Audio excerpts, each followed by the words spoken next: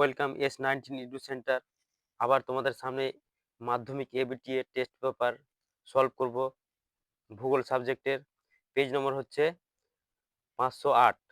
এবার দেখে নাও বিভাগ ক এর 14টি এমসিকিউ থাকবে, তার মধ্যে দেখো এক দাগের কোশ্চেনটা হচ্ছে আরোহণ প্রক্রিয়ায় সৃষ্ট একটি ভূমিরূপ হলো প্লাবনভূমি, স্বাভাবিক বাঁধ, গ জলপ্রপাত, ঘ পলিশঙ্কু। তো এখানে অপশন কিন্তু ৩টাই অ্যান্সার হবে। প্লাবনভূমি হবে, স্বাভাবিক বাঁধও হবে, পলিশঙ্কু হবে। যেকোনো একটাও দিলেও হবে। কারণ আরোহণ প্রক্রিয়ায় প্লাবনভূমি, স্বাভাবিক বাঁধ, পলিশঙ্কু, হ্যাঁ, বদ্বীপ এ সমস্ত কিছু সৃষ্টি হয়ে থাকে। অপশনটা একটু অন্যরকম, কিন্তু ৩টে অ্যান্সার হবে এখানে। ক প্লাবনভূমি, স্বাভাবিক বাঁধ, পলিশঙ্কু। এবার দেখো ২ দাগে করির মধ্যভাগের বেসিনে বরফ গলা জলের হ্রদকে কি বলে? তো এবার দেখো ক বিভাগ ক এ বলছে কি প্যাটার্ন স্টার লেক, খ টার্ন, তারপরে গ বলছে কেটল, ঘ ফিওর্ড। তো অ্যান্সার হবে খ টার্ন। ৩ দাগের কোশ্চেন দেখো বার্ষিক উষ্ণতার প্রসার সবচেয়ে বেশি থাকে। ক নিরক্ষীয় অঞ্চল জলবায়ু অঞ্চল, খ উষ্ণ মরু জলবায়ু অঞ্চল, ক মৌসুমী জলবায়ু অঞ্চল, ঘ সাভানা জলবায়ু অঞ্চল। তোমাদের অ্যান্সার হবে খ উষ্ণ মরু জলবায়ু অঞ্চল। ৪ দাগের কোশ্চেন দেখো কোন কোন বস্তুগত মাধ্যম ছাড়া তাপের সঞ্চালনকে বলে? ক পরিবহন, খ পরিচলন, গ বিকিরণ, ঘ অ্যাডভেকশন। অ্যান্সার তোমাদের হবে গ বিকিরণ। ৫ দাগে দেখো সিজিক অবস্থানে চাঁদ, সূর্য ও পৃথিবী কণিক পরিমাণ। ক ১২০ ডিগ্রি, খ ৯০ ডিগ্রি, গ ১৮০ ডিগ্রি, ঘ ১৪০ ডিগ্রি। অ্যান্সার হবে তোমাদের গ ১৮০ ডিগ্রি। ৬ দাগে দেখো পৃথিবীর কেন্দ্রতিক বলের প্রভাবে যে জোয়ারের হয় তা হলো মুখ্য জোয়ার, খ গণ জোয়ার, ঘ ভরা জোয়ার, ঘ মরা জোয়ার। অ্যান্সার হবে খ ঘন জোয়ার।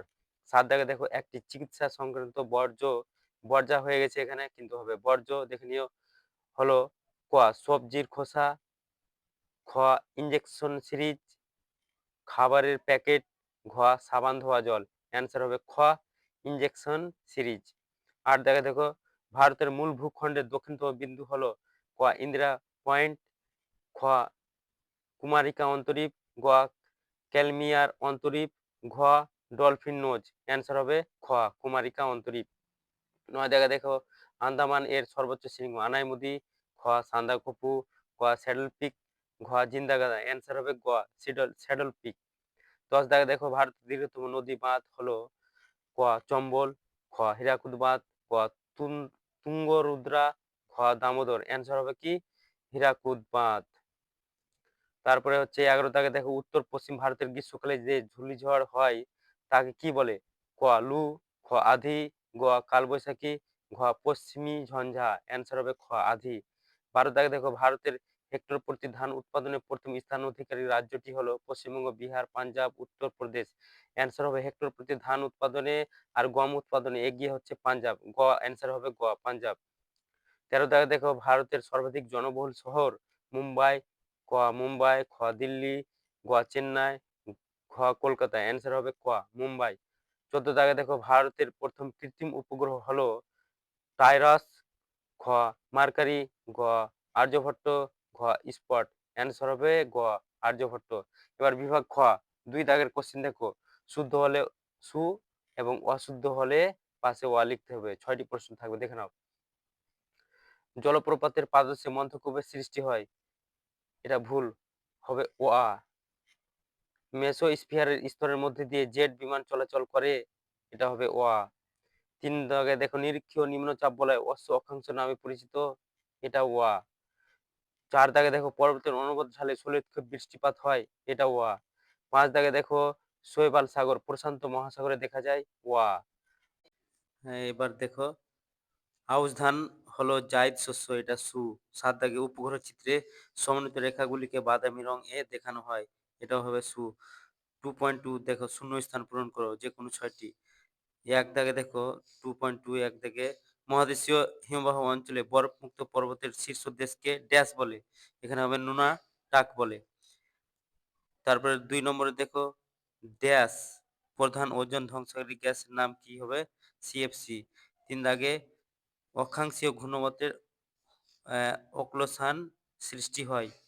তো এখানে অ্যান্সার হবে নাতিশীতোষ্ণ ঘূর্ণবাত।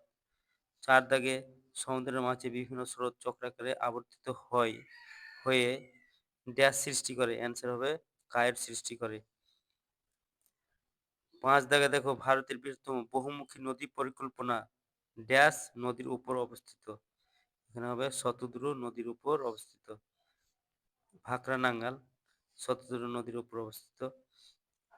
6 সামুদ্রিক লবণাক্ত বাতাস ড্যাশ চাষের জন্য একটি উপযোগী হতে পারে, চাষের পক্ষে উপযোগী কি? যেমন স্যালিকর্নিয়া, কিছু নির্দিষ্ট প্রজাতির ধান বা সবজি। উপগ্রহ চিত্রের ক্ষুদ্রতম একককে ড্যাশ বলে। অ্যান্সার হবে পিক্সেল বলে। এবার 5 টেস্ট পেপার 509 পেজে দেখো 2.3 যে কোনো 6টি প্রশ্ন উত্তর দাও 1-2টি বাক্যে। 1 নম্বর বলছে পৃথিবীর বৃহত্তম পাদদেশীয় হিমবাহের নাম কি? তো অ্যান্সার হবে মালাস্পিনা। থর মরুভূমির 2 নম্বর থর মরুভূমির চলমান বালিয়াড়ি গুলিকে কি নামে পরিচিত? অ্যান্সার হবে ধ্রিয়ান নামে পরিচিত। 3 দাগে নাতিশীতোষ্ণ মণ্ডলে কোন ধরনের অধিক বৃষ্টিপাত হয়? অ্যান্সার হবে ঘূর্ণবাতজনিত বৃষ্টিপাত। 4 দাগে পারদ দূষণে কোন রোগ হয়? মিনামাটা রোগ হয়।